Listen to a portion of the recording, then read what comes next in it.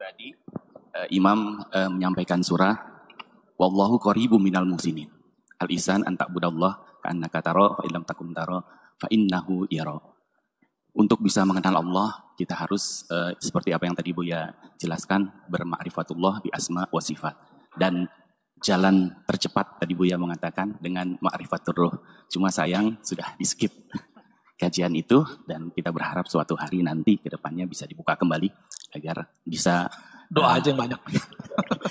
Tapi pertanyaannya Buya, agar kita bisa korib dengan Allah, mujahadah apa yang bisa dilakukan seorang hamba agar bisa kolbunya dekat kepada Allah. Terima kasih. Assalamualaikum warahmatullahi wabarakatuh. Assalamualaikum. Sekarang yang paling gampang itu Thariqat Nur Muhammad namanya. Itu yang dulu dibuka oleh Syekh Muhammad bin Abdul Karim As-Samman di Madinah. Dibawa pulang oleh Syekh Abdul Samad Falimbani, Muhammad Arsyad Al-Banjari, Daud Patani. Thariqat Nur Muhammad sallallahu alaihi wasallam. Jadi dari isim Allah An-Nur. Nama Allah An-Nur. Bahwa meyakini tidak ada di alam semesta ini satu biji zarah pun, bahkan dalam diri ini satu sel pun, kecuali dia berasal dari pancaran nur Sayyidina Muhammad sallallahu alaihi wasallam. Itu paling gampang. Karena bab ruhnya lagi di skip, kembali lagi ke bab nur. Jadi tahapannya gini, kajian Nur Muhammad SAW, lalu kajian Ruh Ahmad, lalu kajian Zat Ahad. Itu tahapannya. Paham ini, baru ketemu nanti imam akhir zamannya. Baru kita nggak akan salah insya Allah memahami konsep akhir zaman. Kalau nggak paham bab ini, orang akan mencari kesaktian. Nanti akan muncul orang-orang sakti di akhir zaman, lalu mengaku dirinya Al-Mahdi. Padahal Al-Mahdi bermakna orang yang di-guidance oleh Allah. Al-Mahdi, Hadi, Mahdi. Hadi yang maha memberi petunjuk. Al-Mahdi yang diberi petunjuk.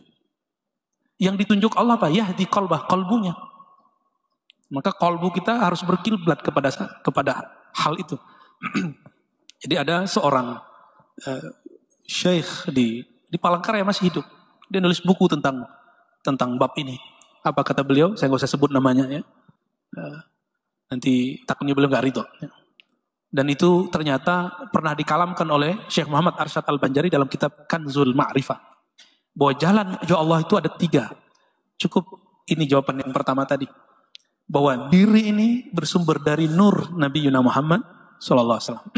Sebagaimana alam ini tumbuh hidup karena nur cahaya matahari. Gitu. Itu analognya begitu. Itu cepat sekali. Antum kalau ingat begitu langsung merindui Rasulullah SAW. Kalau baca salam ke Nabi bisa nangis langsung. Wahai sumber cahaya diriku. Ya. Langsung. Inilah makna salawat Nurul Anwar. Allahumma salli wa sallim ala Sayyidina Muhammad. Nurul Anwar. Itu maknanya. Nurul Anwar ini juga disebut An-Nur Zati. Allahumma salli wa sallim ala Sayyidina Muhammad. An-Nuril Zati. Wa sirris sari. Fi jamil asma'i wa sifat. Coba amalkan itu nanti. Ya Allah, sampaikan salam kami, cinta kami kepada An-Nur Zati.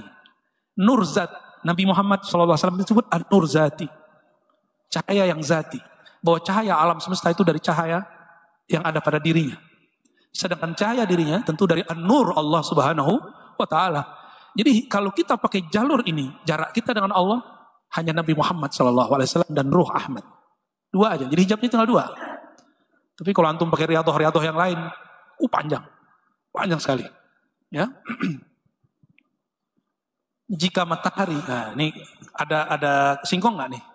Ada ya? Ada kayu. Yang penting dia kena cahaya matahari. Ditaruh bukan di atas tanah. Agak gantung di mana? Masih tumbuh nggak dia? Masih tumbuh. Bedanya kalau nggak ketemu tanah, hidupnya ya sebatas itu. Maksudnya paham nggak nih? Kalau diri kita sudah paham bahwa diri kita dari Syamsid Duha Nur Sayyidina Muhammad SAW.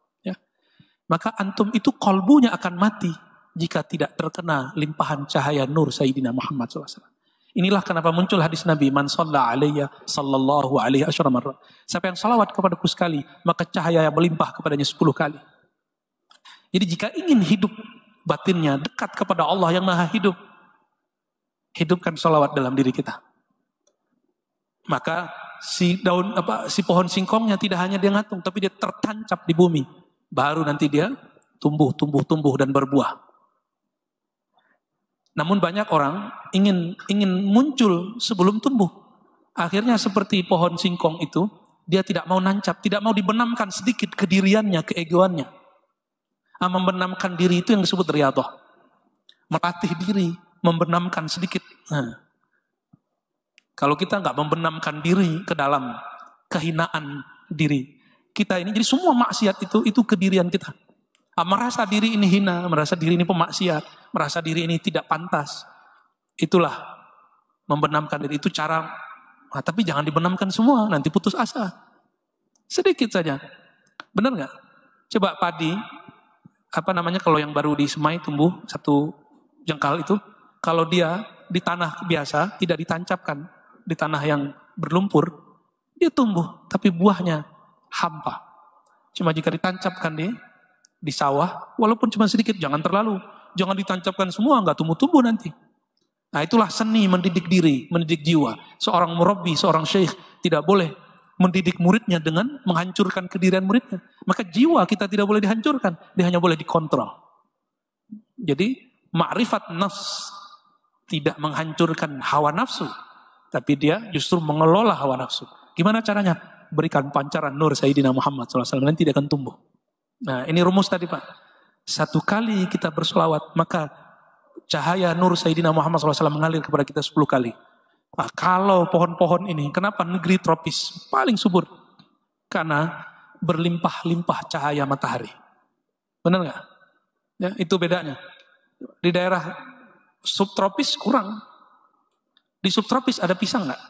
Kecuali sudah pakai rekayasa teknologi. Nggak ada. Ekspor pisang itu Thailand, ya kan kita, negeri kita ke sana, ke Perancis, ke Eropa. Mereka nggak punya, tapi kita nggak punya anggur seenak mereka. Oh ternyata sesekali kita harus mengasih jarak kepada suhu yang dingin. Maka nanti ada juga pohon-pohon, buah-buah yang tumbuh. Disitulah rahasianya. Kenapa kadang-kadang diri ini ada jarak-jarak dengan satu amalan. Ini jaraknya di sini, ini jaraknya di sini. Kita menyebutnya kalau sekarang ada teori permukaan bumi dari laut, benar nggak? Sama. Nah, guru itu bisa tahu. Ada murid, suasana muridnya oleh gurunya diketahui. Ini suasana pegunungan. Maka yang cocok ditanam pada diri si murid adalah pohon ini, amalan ini. Itu sebabnya guru-guru kita dari dulu punya murid, beda amal. Karena beda murid, beda kondisi hati. Ya. Nah, semoga hati kita semua dapat pancaran sang pelita, sang matahari sejati Nabi Muhammad SAW. Sehingga kolbu kita benar-benar hidup. Amin ya Rabbal Alamin. Dan saya berdoa untuk kita semua, diri saya juga, semoga kita wafat, meninggal, bahkan hidup dalam mencintai baginda Nabi Muhammad SAW. Kita tutup dengan doa astagfirullahaladzim.